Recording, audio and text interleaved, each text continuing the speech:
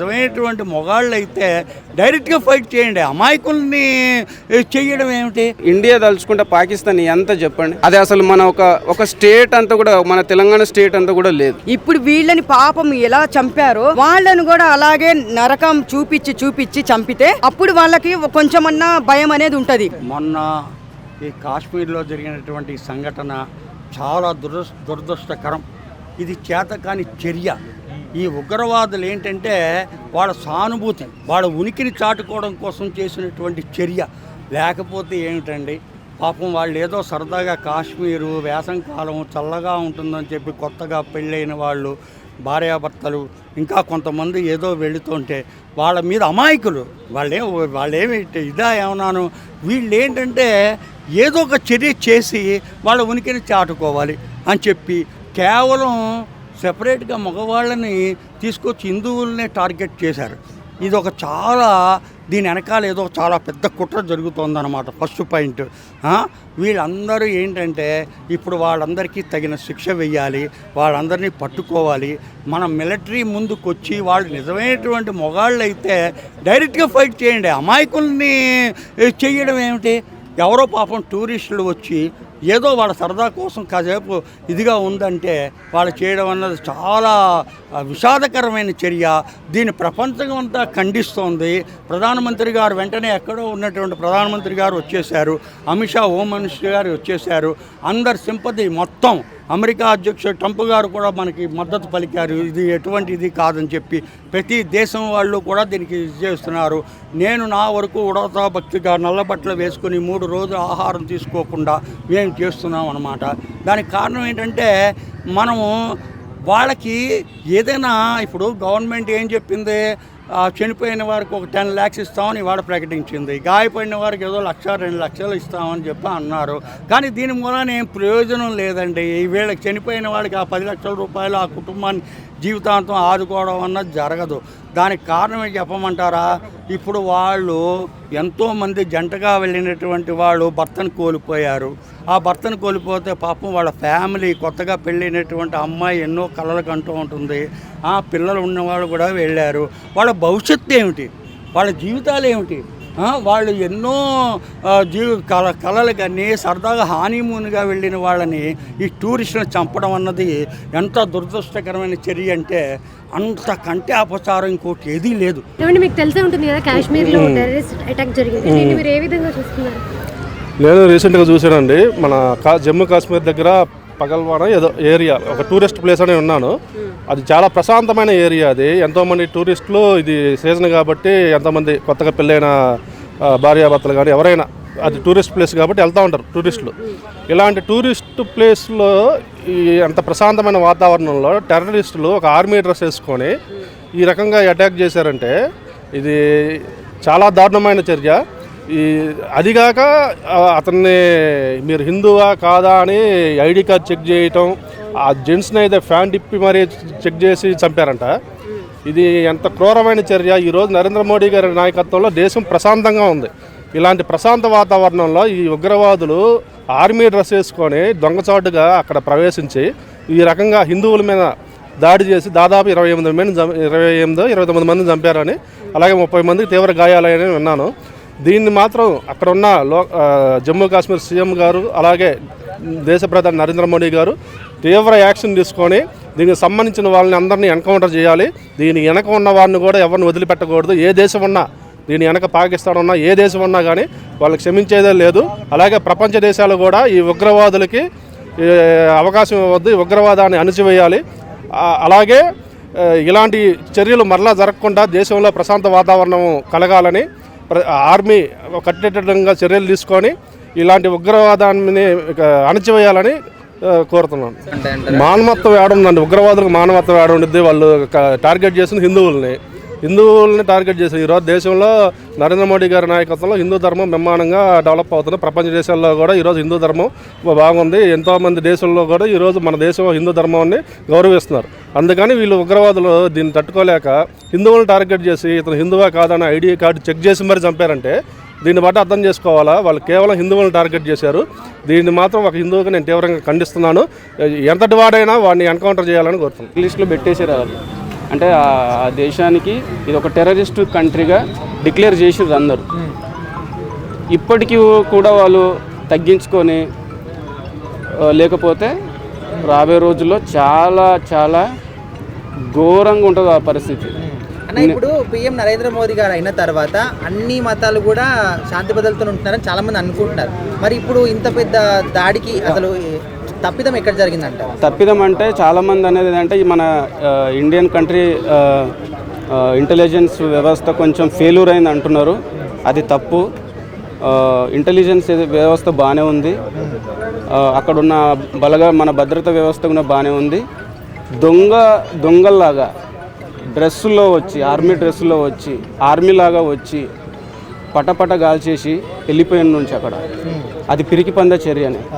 నేను నా నుంచి నేను ఒక రిక్వెస్ట్ నరేంద్ర మోడీ గారు కానీ central home minister Amit Shah గారికి కానీ ఇంకొక సర్జికల్ స్ట్రైక్ అనేది కావాలి.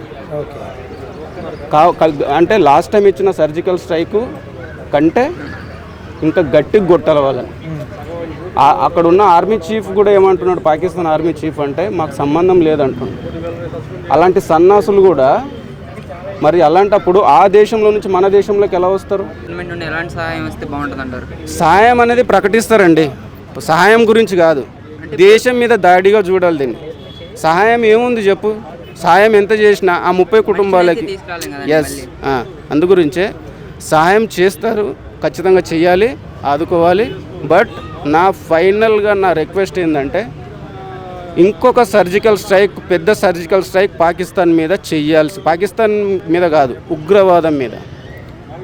దాన్ని సపోర్ట్ చేస్తున్న నాకు తెలిసింది ఏంటంటే వాళ్ళ సపోర్ట్, గవర్నమెంట్ సపోర్ట్తోనే ఇదంతా మళ్ళీ జరుగుతున్నాయి. ఎన్నో ఏళ్ళ నుండి గవర్నమెంట్ అణచివేయాలనే చూస్తుంది ఉగ్రవాదాన్ని, కానీ అనకపోవడానికి ఇంకా ఎక్కడ ఒకటి జరగడానికి మెయిన్ కారణాలు ఏంటంటారు? మెయిన్ కారణాలు అంటే ఆ దేశ పరిస్థితి బాగాలేదు. ఈరోజు మీకు తెలుసు అనుకుంటా, అక్కడ కొన్ని గోధుమలు కానీ, కొన్ని బియ్యం కానీ, కనీసం గుడ్లు కానీ, ఒక నిమ్మకాయ కానీ కొనుక్కోవాలంటే వాళ్ళకి తిండి తినడానికి లేదు అక్కడ.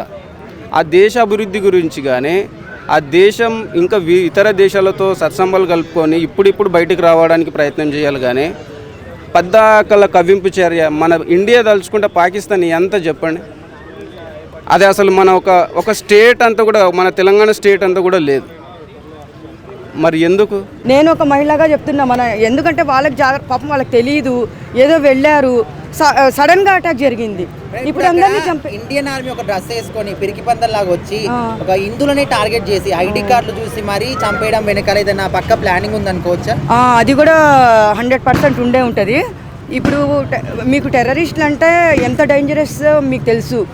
ఒక్కసారి వాళ్ళ చేతిలో పడ్డామంటే మనం అక్కడ ఎంత ఏడ్చినా వాళ్ళు వదిలిపెట్టరు. మన దగ్గర ఎన్ని ప్రూఫ్స్ అన్నా వాళ్ళు వదిలిపెట్టరు, చంపేయడమే ఉంటుంది వాళ్ళకి. ఇప్పుడు 26 మెంబర్స్ని చంపేశారు అని చెప్తున్నారు. మరి ఇంకా ఎంతమంది ఉన్నారో మనకు తెలియదు.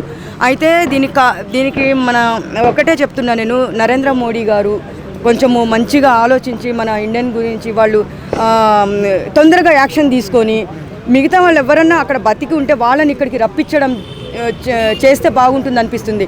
ఇంకోటి ఏం చెప్తున్నానంటే నేను,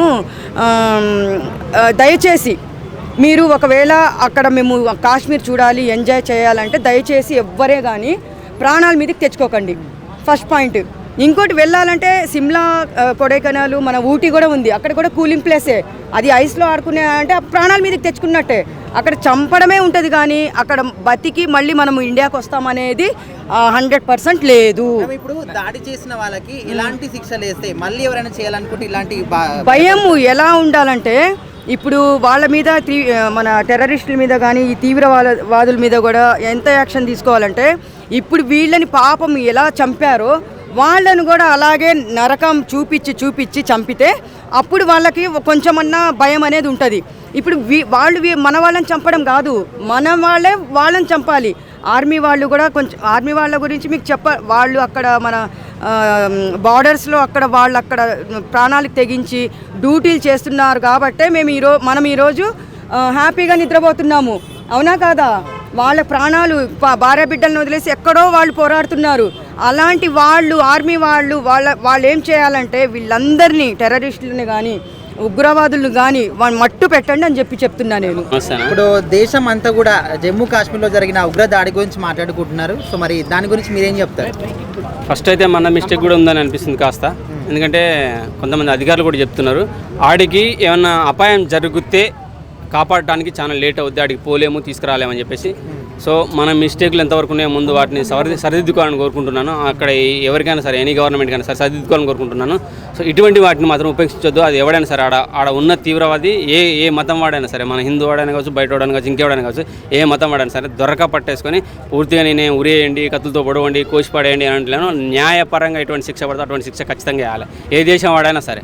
ఎందుకంటే అంత పీస్ఫుల్ ప్రాంతాన్ని అక్కడ భయం పుట్టిచ్చేస్తే, అటాక్లు చేసేస్తే భారతదేశం ఎదగకుండా ఉండటానికి ఒక అవకాశం అని చెప్పేసి ఇతర దేశాలు భావిస్తున్నాయట. ఇంతకుముందు నేను ఒక మిలిటరీ అధికారి మాటలు వినిచ్చాను ఒక ఛానల్లో, చూసొచ్చాను అనమాట. ఇంతకుముందు మనకు 26/11 ముంబైలో జరిగిందిగా, ఇప్పుడు దగ్గర 6 ఏళ్ళు అవుతుంది కదా. ఈ 6 ఏళ్లలో ముంబై ఆర్థికంగా ఎదగటానికి చాలా టైం పట్టింది, ఇంకా ఎదగలేకపోతుందంట. అంటే ముంబైకి వచ్చే ఇతర దేశాల నుంచి కానీ మనోళ్ళు కానీ వెళ్ళి చూడడానికి టూరిజం పరంగా ఎవరు రాలేకపోతున్నారంట, భయపడుతున్నారట.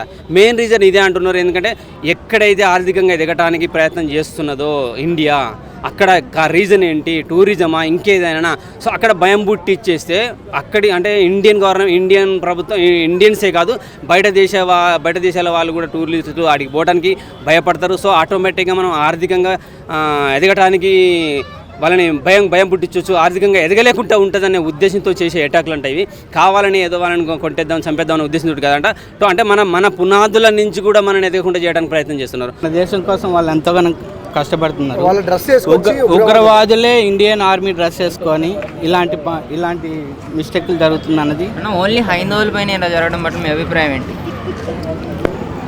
ఇక చెప్తున్నాను కదా బ్రదర్, మతాలు మనుషుల మధ్య చిచ్చులు తీసుకొచ్చి ఆ మతాలు మనిషిని చంపే విధంగా ఉగ్రవాదాన్ని సృష్టించింది మన భారతదేశంలో చాలామంది. కొన్ని మతాలు, ఇక వాటి పేర్లు చెప్పను, ఏం చెప్పను. అంటే గవర్నమెంట్ ఎలాంటి చర్యలు తీసుకోవాలి? వీటిని గవర్నమెంట్ స్ట్రిక్ట్ రూల్స్ తీసుకురావాలి.